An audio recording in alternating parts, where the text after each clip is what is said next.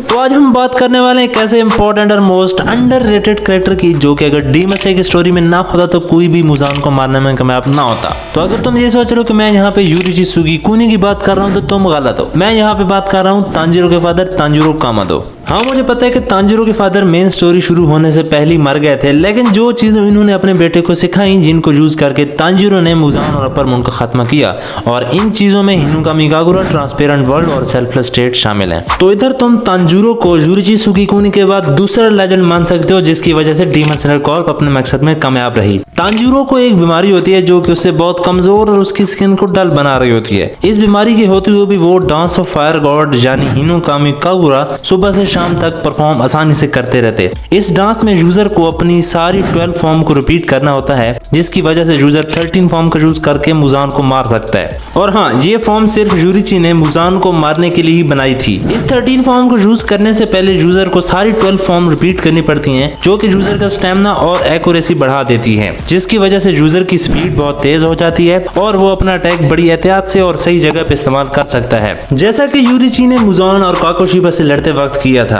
Akaza versus Giyu and Tanjiro की fight में हमें तांजीरो के बारे में बहुत कुछ जानने को मिला, जैसा कि ट्रांसपेरेंट वर्ल्ड और सेल्फलेस स्टेट, जिनका डीमन स्लेयर वर्ल्ड में बहुत ज्यादा इंपॉर्टेंस है। ट्रांसपेरेंट वर्ल्ड के थ्रू अपने अपोनेंट्स के मसल और ब्लड की मूवमेंट को देखा जा सकता है, जिससे किसी भी अपोनेंट का अगला मूव का आसानी से पता लगाया जा सकता है, चाहे वो अटैक कितना ही स्ट्रॉन्ग क्यों ना हो। ट्रांसपेरेंट वर्ल्ड के थ्रू तुम उसे डॉज कर सकते हो, जैसा कि इनकी फाइट में तांजीरो ने आकाजा का अटैक डॉज कर लिया था। और हाँ, जिस डीमन स्लेयर ने भी इस एबिलिटी को हासिल कर लिया उसका डीमन स्लेयर मार्क अवेक हो जाएगा, जिनमें तांजीरो, यूरिची, ग्योमी, ओबनाई और सानामी हैं, जिन्होंने ट्रांसपेरेंट वर्ल्ड के थ्रू अपना डीमन स्लेयर मार्क अनलॉक किया था। जानता हूं कि थोड़ा सा मेन टॉपिक से हट रहे हैं, लेकिन ये दो चीजें भी तांजीरो के पार्ट का हिस्सा हैं। तो अब बात करते हैं सेल्फलेस स्टेट की। सेल्फलेस स्टेट या डोमेन ऑफ सुपरमेसी, जो कि आकाजा के नजदीक सुप्रीम टेरिटरी थी जिसे ये हासिल करना चाहता था।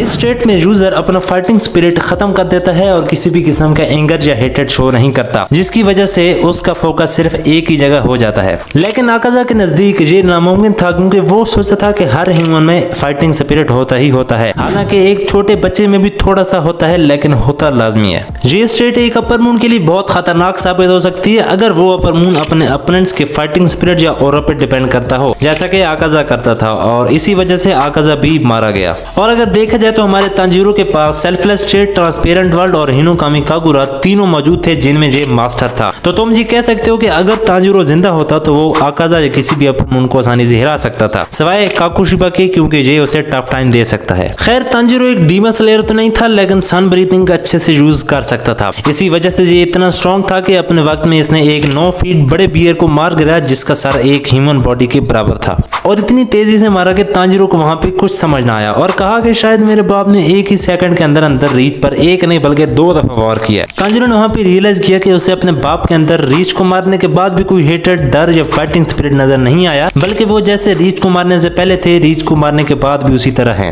तांजीरो का सबसे अहम काम ये था कि वो हानाफुदा ईरिंग को और सन ब्रीथिंग टेक्निक को तांजीरो तक पहुंचाए, जैसा कि पहले काफी सालों से चलता आ रहा है। लेकिन तांजीरो डीमन स्लेयर मार्क की वजह से 25 ईयर ही जी सका। अब तांजीरो के फादर एक डीमन स्लेयर तो नहीं थे, लेकिन फिर उन्होंने अपना डीमन स्लेयर मार्क को अवेक कैसे किया? ये इसलिए क्योंकि अपनी एज में उन्होंने डांस ऑफ फायर गॉड को इतनी दफा प्रैक्टिस किया कि उनका डीमन स्लेयर मार्क अनलॉक हो गया। इस डांस को परफॉर्म करने के लिए बहुत ज्यादा स्टेमिना चाहिए होता है, और उस वक्त तांजीरो को ये डांस बहुत मुश्किल लगता था, लेकिन इसके बाद इनके लिए डांस को परफॉर्म करना कोई मुश्किल ना था। सो आई होप कि तुम्हें तांजीरो और तांजीरो में कोई मसला ना हुआ होगा, और ये मेरी पहली वीडियो थी तो थोड़ा सा सपोर्ट करना। तुम कमेंट सेक्शन में जिस पे भी वीडियो बनाने के लिए कहोगे मैं उस पर लाजमी वीडियो बनाऊंगा। तो अगली वीडियो के लिए इंतजार करो, तब के लिए बाय बाय।